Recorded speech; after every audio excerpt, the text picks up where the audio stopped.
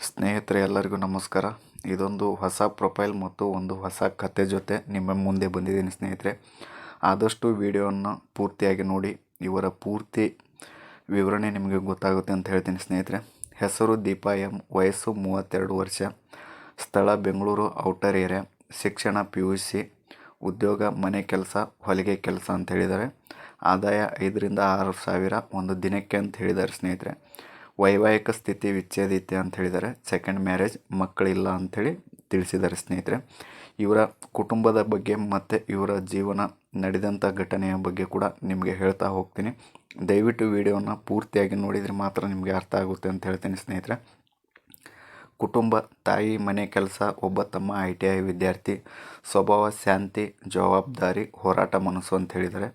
ಆಸಕ್ತಿಗಳು: ಅಡಿಗೆ, ಹೊಲಿಗೆ, ಭಜನೆ ಕೇಳುವುದು ಅಂತ ಹೇಳಿದ್ದಾರೆ ಸ್ನೇಹಿತರೆ. ಇದನ್ನು ನೋಡ್ಬೋದು, ತುಂಬ ಚೆನ್ನಾಗಿರುವಂಥ ಪ್ರೊಫೈಲ್ ಕೂಡ ಇದು. ಇವರು ತುಂಬ ಒಳ್ಳೆಯವರು ಕೂಡ ಆಗಿದ್ದಾರೆ ಸ್ನೇಹಿತರೆ. ದೀಪಾ ಬಡ ಕುಟುಂಬದಿಂದ ಬಂದವಳು, ಆದರೆ ಅವಳು ದುರ್ಬಲಳು ಅಲ್ಲ. ಮೊದಲ ಮದುವೆಯಲ್ಲಿ ಅವಳು ಎಲ್ಲವನ್ನು ಸಹಿಸಿಕೊಂಡಳು, ಆದರೆ ಅವಳಿಗೆ ಸಿಗದದ್ದು ಗೌರವ ಮಾತ್ರ ಅಂತ ಹೇಳಿದ್ದಾರೆ ಸ್ನೇಹಿತರೆ. ಯಾಕಂದರೆ ಪ್ರತಿಯೊಂದು ಹೆಣ್ಣು ಕೂಡ ಮದುವೆ ಆದ ಹೊಸದರಲ್ಲಿ ಎಲ್ಲವನ್ನು ಸಹಿಸ್ಕೊಳ್ತಾರೆ. ಯಾಕಂದರೆ ಹೊಸ ಜೀವನ ಆರಂಭವಾಗಿರುತ್ತದೆ. ಅದಕ್ಕೋಸ್ಕರ ಎಲ್ಲರೂ ಈ ಕೆಲಸವನ್ನು ಮಾಡೇ ಮಾಡ್ತಾರೆ ಸ್ನೇಹಿತರೆ. ಆದರೆ ನಾವು ಅದನ್ನು ಅರ್ಥ ಮಾಡ್ಕೊಳ್ಬೇಕು ಅಷ್ಟೇ. ಒಂದು ದಿನ ಅವಳು ಮದುವೆ ಆಗಿ ಕೆಲವು ವರ್ಷಗಳ ಕಾಲ ಚೆನ್ನಾಗಿ ಜೀವನ ನಡೀತಾ ಇತ್ತು. ಅವರ ಗಂಡ ಕೂಡ ತುಂಬ ಒಳ್ಳೆಯವರಾಗಿದ್ದರು ಮತ್ತು ಅವರು ಮನೆಯಲ್ಲಿ ತುಂಬ ಸಂತೋಷವಾಗಿ ಕೂಡ ಇದ್ದರು ಅಂತ ಹೇಳಿದ್ದಾರೆ ಸ್ನೇಹಿತರೆ. ಯಾಕಂದರೆ ಆರಂಭದಲ್ಲಿ ಎಲ್ಲರೂ ಚೆನ್ನಾಗಿರ್ತಾರೆ, ಎಲ್ಲರೂ ಸಂತೋಷವಾಗೇ ಇರ್ತಾರೆ. ಹೋಗ್ತಾ ಹೋಗ್ತಾ ಅವರ ಜೀವನ ಮತ್ತು ಅವರ ಹೊಂದಾಣಿಕೆಯ ಬಗ್ಗೆ, ಅವರ ನಡವಳಿಕೆ ಬಗ್ಗೆ ಕೂಡ ಅರ್ಥ ಆಗುತ್ತೆ ಸ್ನೇಹಿತರೆ. ಈ ವಿಡಿಯೋನ ಶೇರ್ ಮಾಡಿ ಅಂತ ಹೇಳ್ತೀನಿ ಆದಷ್ಟು. ಅವರು ನನ್ನನ್ನು ನಂಬಿಸುವುದಕ್ಕೋಸ್ಕರ ನಾಟಕವನ್ನು ಆಡುತ್ತಿದ್ದರು, ಆದರೆ ಗಂಡ ತುಂಬ ಒಳ್ಳೆಯವರಾಗಿದ್ದರು. ಆದರೆ ಅತ್ತೆ ಮಾವ ವರದಕ್ಷಿಣೆಗೆ ನನಗೆ ತುಂಬ ಕಿರುಕುಳ ಕೊಡ್ತಿದ್ರು ಅಂತ ಹೇಳಿದ್ದಾರೆ ಸ್ನೇಹಿತರೆ. ಆರಂಭದಲ್ಲಿ ಚೆನ್ನಾಗಿ ನಡೀತಾ ಇತ್ತು ಅಂತ ಹೇಳಿದ್ದಾರೆ. ಆಮೇಲೆ ಹೋಗ್ತಾ ಹೋಗ್ತಾ ಅತ್ತೆ ಮಾವ ಕೂಡ ಒಂದು ನಾಟಕವನ್ನು ಆಡ್ತಾ ಇದ್ರಂತೆ.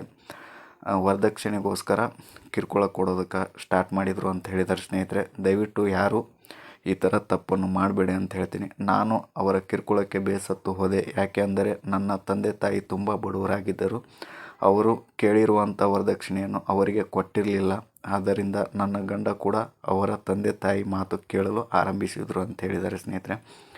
ದಯವಿಟ್ಟು ನಿಮಗೆ ಹೇಳೋದೇನೆಂದರೆ, ವರದಕ್ಷಿಣೆ ಕೇಳೋದು ಮತ್ತು ತಗೊಳ್ಳೋದು ಕೂಡ ತಪ್ಪು ಅಂತ ಹೇಳ್ತೀನಿ. ದಯವಿಟ್ಟು ಯಾರೂ ಈ ಥರ ಮಾಡೋಕ್ಕೆ ಹೋಗಬೇಡಿ. ಆದಷ್ಟು ಒಂದು ಬಡ ಹೆಣ್ಣು ಮಕ್ಕಳಿಗೆ ಗೌರವ ಕೊಡಿ ಮತ್ತು ಅವರನ್ನು ಮದುವೆ ಆಗಿ ಅಂತ ನಾನು ಹೇಳ್ತೀನಿ. ಅವರು ಕೊಡುವ ಕಿರುಕುಳ ನಾನು ಸಹಿಸಲಿಲ್ಲ. ಅದರಿಂದ ಒಂದು ನಿರ್ಧಾರ ಮಾಡಿದೆ. ಅದು ಏನೆಂದರೆ ವಿಚ್ಛೇದನ. ನಾನು ನನ್ನ ಗಂಡನಿಗೆ ವಿಚ್ಛೇದನ ನೀಡಿದೆ ಅಂತ ಹೇಳ್ತಾರೆ. ಯಾಕಂದರೆ ಯಾವ ಹೆಣ್ಣು ಕೂಡ ಸಹಿಸಲ್ಲ ಸ್ನೇಹಿತರೆ. ಯಾಕಂದರೆ ಕಿರುಕುಳ ಅಂದರೆ ಯಾವ ಹೆಣ್ಣು ಕೂಡ ಸಹಿಸಲ್ಲ ಅಂತ ನಾನು ಹೇಳ್ತೀನಿ. ವಿಚ್ಛೇದನದ ನಂತರ ಕೆಲವು ವರ್ಷಗಳ ಒಂಟಿಯಾಗಿ ಜೀವನ ನಡೆಸಲು ಆರಂಭಿಸಿದರು. ಬೆಂಗಳೂರು ಹೊರವಲಯದ ಚಿಕ್ಕ ಮನೆ. ಬೆಳಿಗ್ಗೆ 5 ಗಂಟೆಗೆ ಎದ್ದು ಮನೆ ಕೆಲಸಕ್ಕೆ ಹೋಗುತ್ತಿದ್ದಳು. ಅದಾದ ನಂತರ ತನ್ನ ಹತ್ತಿರ ಒಂದು ಹೊಲಿಗೆ ಯಂತ್ರ ಇತ್ತು. ಅದರಿಂದ ನಾನು ಬಟ್ಟೆಯನ್ನು ಹೊಲಿಯಲು ಆರಂಭಿಸಿದೆ ಅಂತ ಹೇಳಿದ್ದಾರೆ ಸ್ನೇಹಿತರೆ. ಯಾಕಂದರೆ ಹೊಟ್ಟೆ ಪಾಡಿಗಾಗಿ ಜೀವನ ನಡೆಸೋದಕ್ಕೋಸ್ಕರ ಏನಾದರೂ ಒಂದು ಕೆಲಸವನ್ನು ನಾವು ಮಾಡಲೇಬೇಕು ಸ್ನೇಹಿತರೆ. ಯಾಕಂದರೆ ನಮಗೆ ಯಾರು ಕೂಡ ಊಟ ಕೊಡಲ್ಲ ಅಂತ ನಾನು ಹೇಳ್ತೀನಿ. ಹೊಲಿಯಲು ಆರಂಭಿಸಿದರು. ಅದರಲ್ಲಿ ನನಗೆ ಒಂದು ದಿನಕ್ಕೆ 5,000 to 6,000ವರೆಗೆ ಆದಾಯ ಬರಲು ಶುರು ಆಯಿತು. ಆದ್ದರಿಂದ ನನ್ನ ಮನೆ ನಡೆಸಲು ಆರಂಭಿಸಿದೆ ಮತ್ತು ನನ್ನ ಬಡ ತಂದೆ ತಾಯಿಯನ್ನು, ತಮ್ಮನನ್ನು ನೋಡಿಕೊಳ್ಳಲು ಆರಂಭಿಸಿದೆ. ನನ್ನ ಕಾಲ ಮೇಲೆ ಗಟ್ಟಿಯಾಗಿ ನಿಂತುಕೊಂಡೆ ಅಂತ ಹೇಳಿದ್ದಾರೆ ಸ್ನೇಹಿತರೆ. ಇಷ್ಟೆಲ್ಲ ನಡುವೆ ಅವರ ಬಡ ತಂದೆಯನ್ನು ನೋಡಿಕೊಂಡು ಮತ್ತು ಅವರ ತಂದೆ ತಾಯಿ ಮತ್ತು ತಮ್ಮನ ಕೂಡ ನೋಡಿಕೊಂಡ್ರು ಅಂತ ಹೇಳಿದ್ದಾರೆ. ಆದರೆ ಈಗ ಈ ಸಮಾಜವು ನನ್ನನ್ನು ಕೆಟ್ಟದಾಗಿ ನೋಡಲು ಆರಂಭಿಸಿತು. ನನ್ನ ಬಗ್ಗೆ ಕೆಟ್ಟದಾಗಿ ಮಾತನಾಡಲು ಆರಂಭಿಸಿದರು. ಜನ ಗಂಡ ಇಲ್ಲದವಳು ಮತ್ತು ಗಂಡನು ಬಿಟ್ಟವಳು ಎಂದು ನನ್ನ ಬಗ್ಗೆ ತಪ್ಪಾಗಿ ಮಾತನಾಡಲು ತೊಡಗಿದರು ಅಂತ ಹೇಳಿದ್ದಾರೆ ಸ್ನೇಹಿತರೆ. ಅದರಿಂದ ನಾನು ಒಂದು ನಿರ್ಧಾರ ತೆಗೆದುಕೊಂಡೆ ಅಂತ ಹೇಳಿದ್ದಾರೆ. ಯಾಕಂದರೆ ನಮ್ಮ ಜನ ಯಾವುದೇ ಥರ ನಾವು ಬದುಕಿದ್ರು ಕೂಡ ನಮ್ಮನ್ನು ಬದುಕಕ್ಕೆ ಬಿಡಲ್ಲ. ಏನಾದರೂ ಒಂದು ಮಾತನ್ನು ಹೇಳ್ತಾರೆ. ನಮ್ಮ ಬಗ್ಗೆ ಕೆಟ್ಟ ಮಾತನ್ನು ಕೂಡ ಆಡ್ತಾರೆ ಸ್ನೇಹಿತರೆ. ಅವರು ಹುಡುಕುತ್ತಿರುವ ವಯಸ್ಸು 35 to 40 ಒಳಗೆ ಇರಬೇಕು.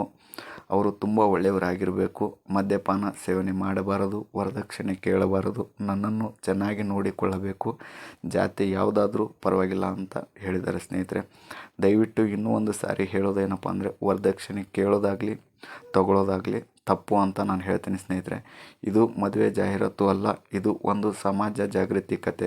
ಬಡತನ ದೋಷ ಅಲ್ಲ, ವಿಚ್ಛೇದನ ಸೋಲಲ್ಲ, ಗೌರವದಿಂದ ಬದುಕಬೇಕು, ಒಂದು ಹೆಣ್ಣನ್ನು ಕೀಳಾಗಿ ನೋಡಬೇಡಿ ಅಂತ ಹೇಳಿದ್ದಾರೆ ಸ್ನೇಹಿತರೆ. ನಿಮ್ಮ ಅನಿಸಿಕೆಗಳನ್ನು ನಮ್ಮ ಯೂಟ್ಯೂಬ್ ಚಾನಲ್ ಮುಖಾಂತರ ತಿಳಿಸಿ, ಆದಷ್ಟು ಈ ವಿಡಿಯೋನ ಬೇರೆಯವರಿಗೆ ಶೇರ್ ಮಾಡಿ ಅಂತ ಹೇಳ್ತೀನಿ. ಒಂದು ಹೆಣ್ಣಿಗೆ ಸ್ಫೂರ್ತಿಯಾಗಲಿ, ಹೆಣ್ಣು ಮಕ್ಕಳನ್ನು ಗೌರವಿಸಿ, ವರದಕ್ಷಿಣೆ ಕೇಳುವುದು ತಪ್ಪು ಅಂತ